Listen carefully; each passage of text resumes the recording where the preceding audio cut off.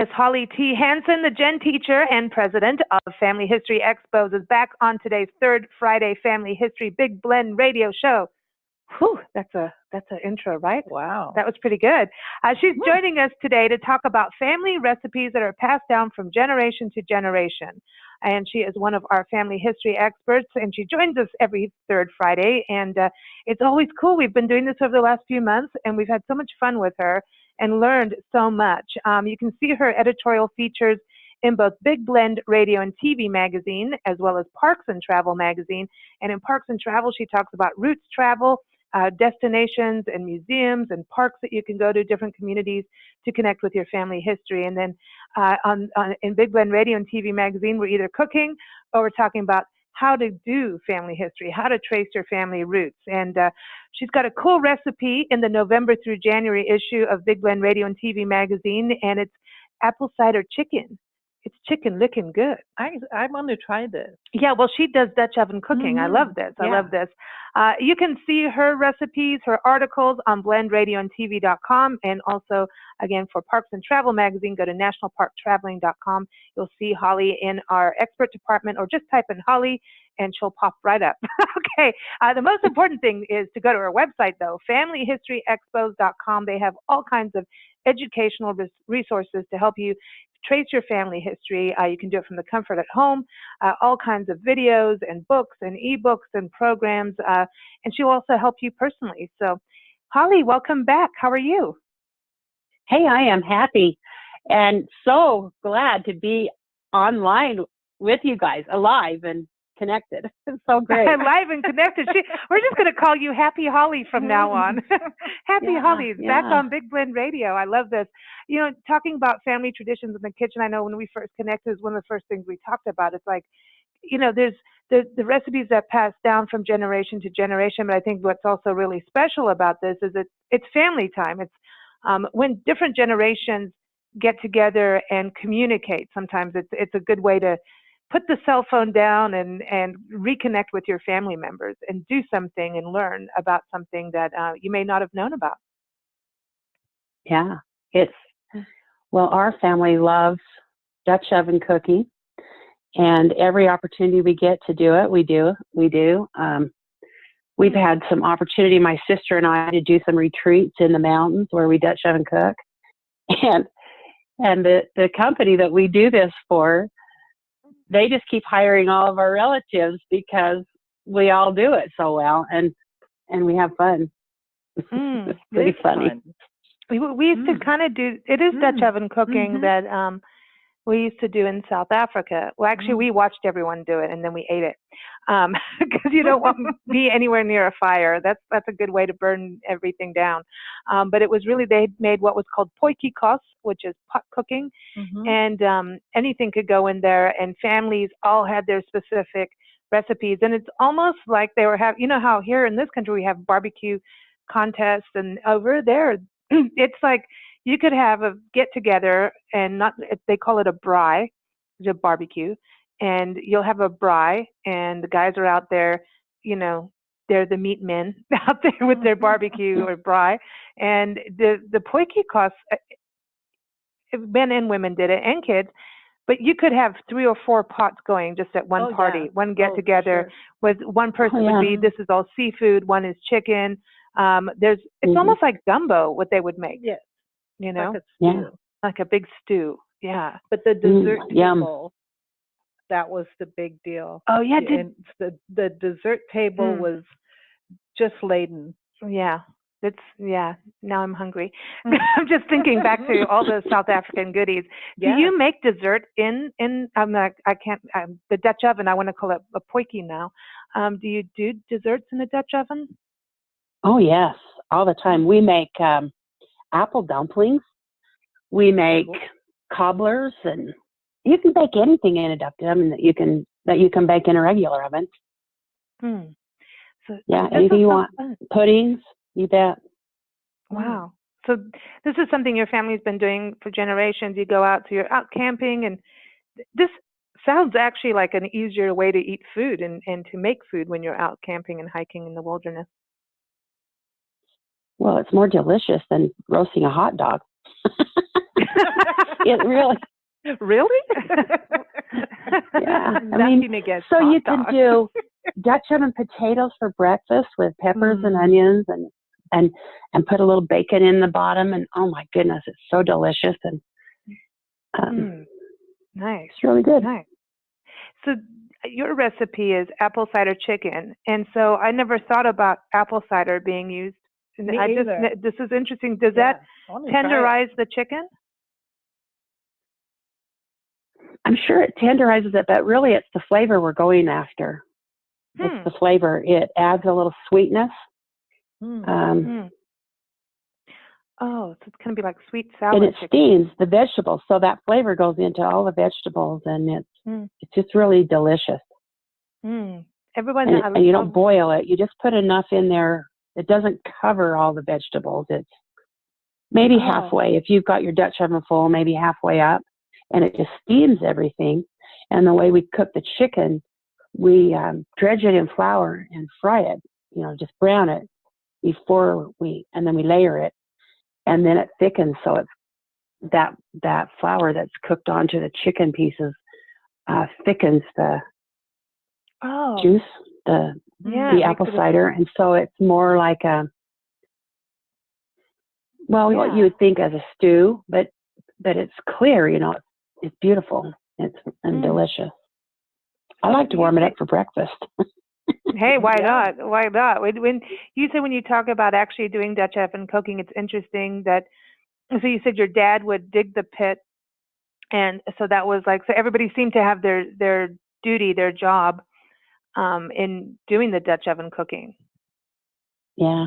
Well, when we were really young and we'd go camping, the night before, we'd have this blazing fire and we'd all sit around, and my Uncle Grant would tell campfire stories, and he always would talk about Grandpa Deer and how he helped Grandpa Deer so the deer hunters couldn't shoot him. And he would tell the most funny stories about keeping Grandpa Deer safe on the mountains during the deer hunting season. But we would just laugh and love to hear it because he was a great storyteller, and he would tell us these fascinating stories. And then they'd bank the fire. So they taught us how to bank the fire, and then in the morning they'd stir it up and get a good fire going to cook breakfast. And then those coals that had been hot all night, and my dad would dig a hole in the ground, and we'd put the coals in the bottom, and then we'd sit the Dutch oven. We prepared all that, put it in, put the lid on, then we'd sit the Dutch oven in the hole, and then put coals on top, and then bury it with dirt. And then we'd go hiking all day. And when we got back in the evening, it was hot, and it didn't burn because by then the coals had, lost their strength, but it was still warm, and it was just really. How neat. Really it's fun. Like a slow cooker. Yeah, I like this. Yeah, it's like a crock It pot. is. So nowadays, it's like having a crock pot, only it's a Dutch oven. Could you take this recipe and put it make it in a crock pot, do you think? Oh, sure, yes. Yeah. My daughter puts it just in a pan in the oven and bakes it, and you can. How neat. And so the Dutch oven adds a flavor to it. It's the iron. It does enhance the food. There is a flavor that comes with the Dutch oven, and that's it's like anything. You can bake a chicken or fry a chicken. It's still a chicken, but it tastes different depending on the utility that you use. If you slow cook it in a crock pot, or it's still a chicken, but it's just or potatoes or asparagus, depending on how if they're steamed or boiled, they taste different. And so that's what my grandmother used to say. She used cast iron frying pans with lids, and she used to say that the cast iron would give the food, no matter what it was, a different little tangy taste, as opposed to using other kinds of pans and such. It's true. I use cast iron to this day in my kitchen. I do not like to cook on other kinds of pans. It doesn't taste as good, and I'm not as good of cook with other. Now, for a pot of stew, I'll use stainless steel. But for things that I want to bake or fry, I use cast iron. And she used to season the pan, is what she called it. She'd rub it down. Yeah, has oil to be seasoned. And different, spices before she'd put stuff in it. Cool. We've actually had medical experts and doctors on shows talking about one of the best ways to get iron in your body, especially for women and vegetarians, is to use a cast iron skillet. And so that's an interesting thing because you do get the iron in your body, and it's a natural way. But is it true that you don't wash a cast iron skillet like you would a normal pan? You would never put it in a dishwasher. Yeah. You do wash them, you do clean them, but you use water and heat. Oh, okay. So if you cook something in it and it's stuck, when it's seasoned well, things just don't stick. You can wipe it out with a paper towel or a cloth and it's clean. But you want it to be clean. You don't want residue of something else you cooked. Yeah. So if something sticks in a cast iron, I just put a small amount of water in there and let it boil, and it steams, and it just comes right out. So that's it. But you use heat, dry them with heat so that they're clean and sterile. It's amazing. You don't want to be passing diseases around. No, because you have more family history to get out of your But I think this is such an interesting thing, how this tradition is not necessarily just a recipe being passed down, but this is an actual cooking tradition. It's a family gathering tradition, and that's fascinating. Have you seen any recipes from your ancestors? Did any of your ancestors ever write down, Dutch oven cooking recipes? Most of them were cooked in cast iron, whether it was Dutch oven or just a skillet. Okay.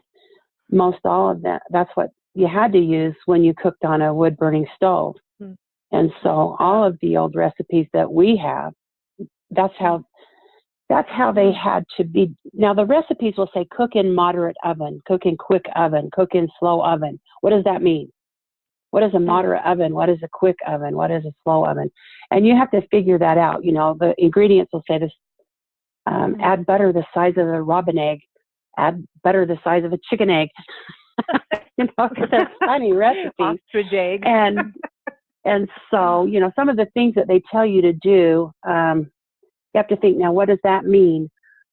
Like, we're used to cut butter or lard into, when you're making a pie crust, you cut it in so that you get that granular filling, and they'll call it smashing it in. Just depends on who wrote the recipe, but we now have these little fancy tools that do that for us really fast, and they used to do it with their fingers and smash it in. And the ingredients would be different too. I mean, I think we used to cook with molasses a lot more, and things like that. There's ingredients that tend to have changed in how we cook. I have a recipe that calls for burnt sugar. Yeah. Ooh. I'm like, what is burnt sugar? Yeah. And I played around with that till I finally figured out what to do, and that's something I could burn the house down with. Sounds dangerous for me, It just becomes a syrup and it turns brown, You just melt the sugar and it turns into a liquid. But I didn't know that when I like that. I used to make this. It's like molasses. I used to take brown sugar and butter and boil it and then put it on a flat pan. This was when I was a kid, and it was dangerous.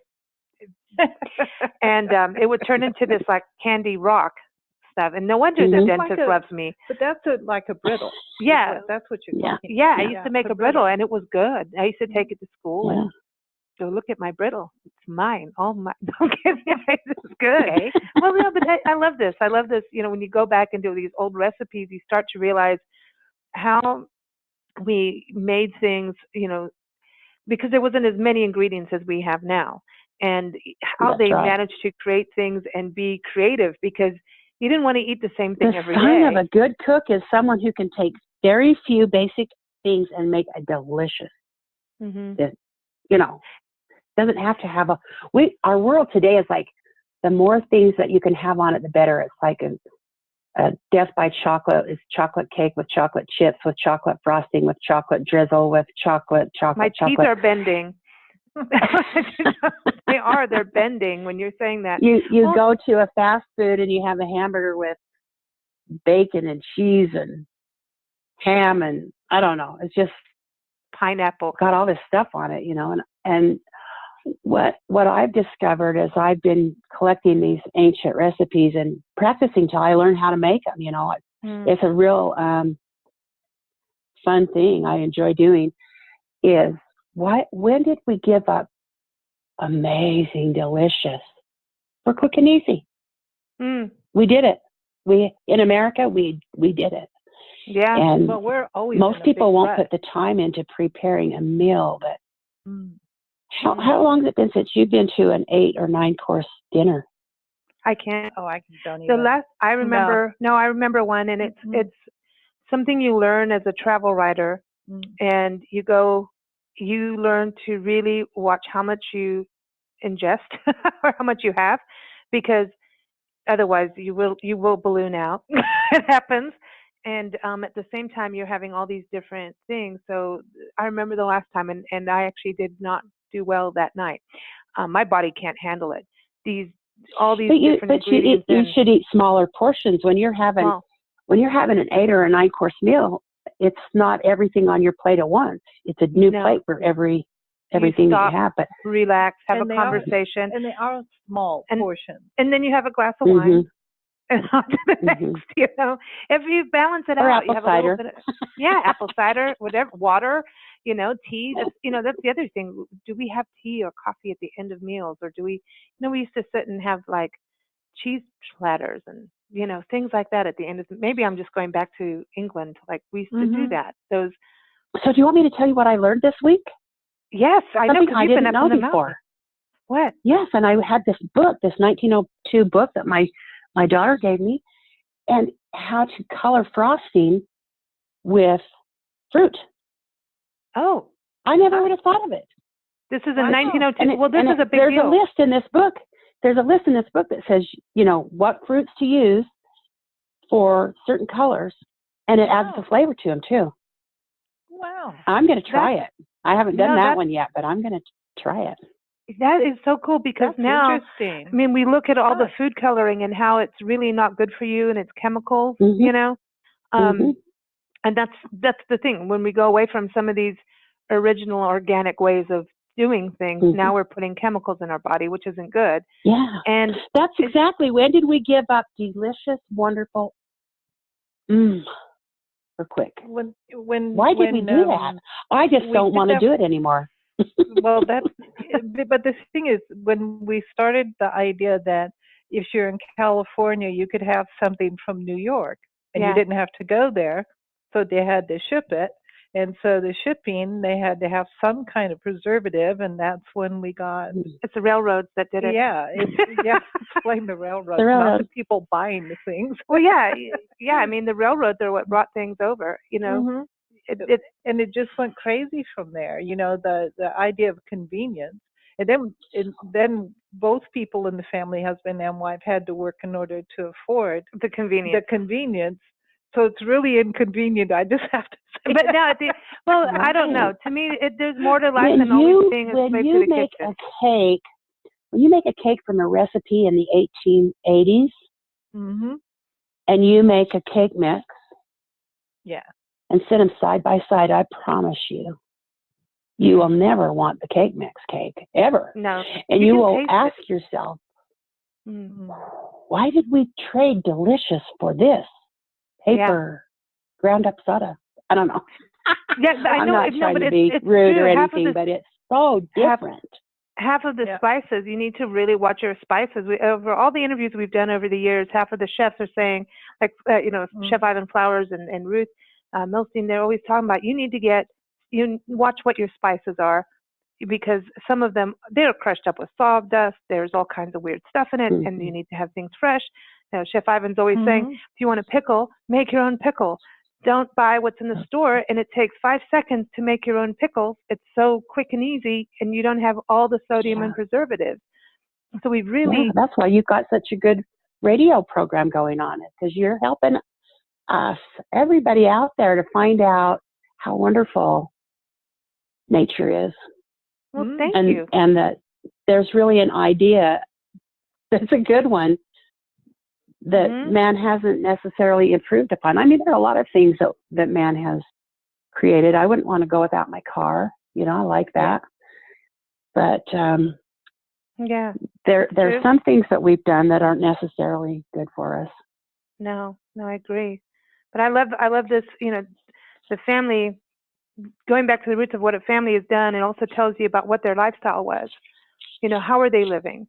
You know, were they living in a mansion where everybody has, you know, their own room and bathroom and TV and cell phone, you know, or were they living, you know, 5 people in a cabin, you know, in one room? Some people did. You know, everybody has these different ways of living. And I think what's so fascinating about your family's Dutch oven cooking and cast iron skill really goes back to how we came across the country. Yeah. The migration patterns, how people run with their, you know, wagons, and most of the time in the wagons, the people weren't necessarily in the wagons. They were walking alongside them. And the wagons had things like, here's your Dutch oven cook, your pot, and your... Hanging on the sidewall, hanging there. It was like a moving kitchen, and it was cool. And they couldn't take a whole bunch. I mean, we know that with our Love Your Parks tour, Nancy and I traveling. I mean, we travel in a RAV4 because we want to keep it small. We don't... Hey, all I know is when you start getting bigger and bigger in cars, you're going to start spending a lot more, and we're trying to be as environmentally good to the earth as we travel. We're allowed 1 suitcase each, 1 computer bag, camera gear, and 1 little carry bag. That's it, because you don't have room for anything else. And as soon as you start adding, you got to subtract. And it becomes a different, easier lifestyle of being simple and having that simplicity. And that's what they had to do when they traveled. Well, and you also nowadays, because there's so many farm stalls and such, you end up eating fresher because you're not refrigerating anything and keeping it. You're just going from farm stall to farm stall. Yeah, it's cool. It is cool. It's cool. I think, and back in the days, weren't they making food? You know, people, when we were chatting the last show, we were talking about in Louisiana, the plantations, they always had a stranger's room, like a room for people that were passing through. But they're not connected to the rest of the house because you don't know them, but you're being hospitable. Isn't that kind of the same thing with this Dutch oven cooking, is that you have a big enough meal so that if someone comes to the door, you know, to the farmstead, or that you can feed them? Yes, I think for me personally, it goes back to my pioneer heritage. My ancestors came to Utah on the Mormon Trail in wagons. They walked, they sacrificed beautiful homes. They lived in, you know, a lot of people get the idea that pioneers were wandering gypsies. I don't even, I think we misunderstand gypsies, so I don't mean that in any derogatory thing, but I think people forget when, especially for the Mormon pioneers, they left their homes and comforts of life for a belief they had, and they sacrificed for that. And part of the reason that I have carried on this Dutch oven cooking and cast iron is to keep that heritage alive, because these people were amazing people, strong character, who had an idea and they gave their life for it. And that to me, you know, I have all these blessings because of what they did. And so for me, that's a tribute I pay to my ancestors. So for me, cooking is a family history project. It's an activity. And that's why I love to. Yeah. I love to get these old books, and I love, you know, being off the grid for 2 weeks and cooking in a Dutch oven every meal for 2 weeks. How many of you could do that? That's awesome. That's awesome. It's fun. It's fun, but it's hard. It's hard work, but it's fun. But I think I love it because you're keeping history alive and actually understanding. And when you do the action, you get to understand. It's like when you get behind and learn how to churn butter, you go, oh my gosh, much work went into that versus getting it out of the store. Yeah. And, and comparing labels. We complain about having to read labels, which everyone should, again, going to the chemicals. But then you find out what it was like to actually churn butter back in the day. I mean, we were such fit individuals. One last story that I'm going to share with you, and I know that we need to get going, but my grandmother, who is, I have great memories of her in my life. She was a special person to me. She lived in the summertime up on the mountains. They ran sheep, and she would churn she had to milk the cows, but every week she made 25 pounds of butter. She would load it in her wagon and with a horse go down from what they call Scare Canyon down the Ant Flat Road to Paradise. It took her all day, and she would sell 25 pounds of butter, sleep in her wagon, and then come home and do it again. Wow. Every week, she milked the cows and made the butter, and she was a mom and a wife, and who knows what all she accomplished. And she did teach me to make butter with one of those glass churns, and I've never made it in one of those big wooden things. How long does it take you to make 25 pounds of butter? That's my question. I'll leave it with that. I'm going to have to go back to Louisiana and meet up with the lady who showed us how to churn butter and ask her. I'll call her. Okay, we'll get there when we get back to Natchitoches. Well, thank you so much, Holly. Always so much fun, chatting with you and hearing about these, stories from the past and keeping them alive. Everyone, again, keep up with Holly. Go to her website, familyhistoryexpos.com. She has great events, online expos, educational resources, programs, books, you name it. You're, researching your family history, not just from America, but from around the world, because we really are connected to the rest of the world in some way. Check it out. Again, familyhistoryexpos.com. Her recipe is up on blendradioandtv.com. You can see it now. It'll also be featured in the November through January issue of Big Blend Radio and TV magazine. We want to thank everyone for joining us here on Big Blend Radio. Our schedule is at bigblendradio.com. But we got some music for you, Holly. Are you ready? I'm ready. Okay, this is called Ham and Eggs. Ham and Eggs. It's Ham and Eggs. It is from Blind Lemon Pledge, and it is off of his latest album, Evangeline. And you can go to his website, blindlemon-pledge.com. Here it is. 1, 2, 3. Ham and Eggs.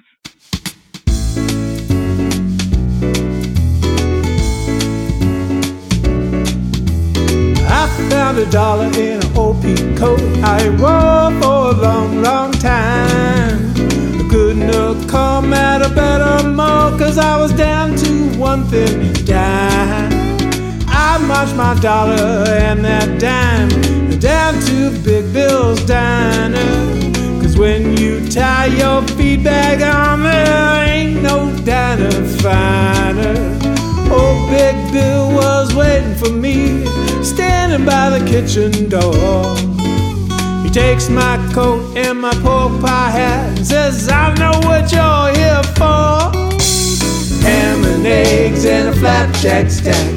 Ham and eggs and a flapjack stack. Ham and eggs and a flapjack stack, and red-eye gravy all over.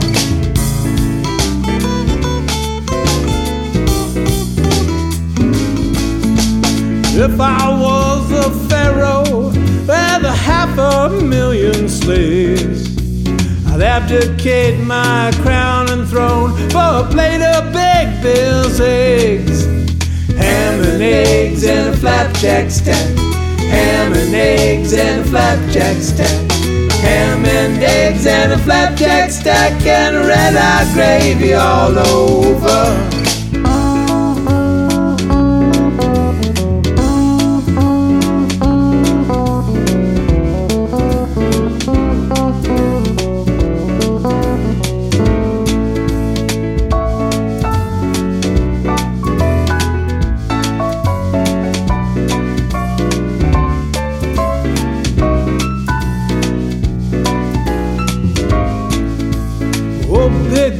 Was waiting for me, standing by the kitchen door.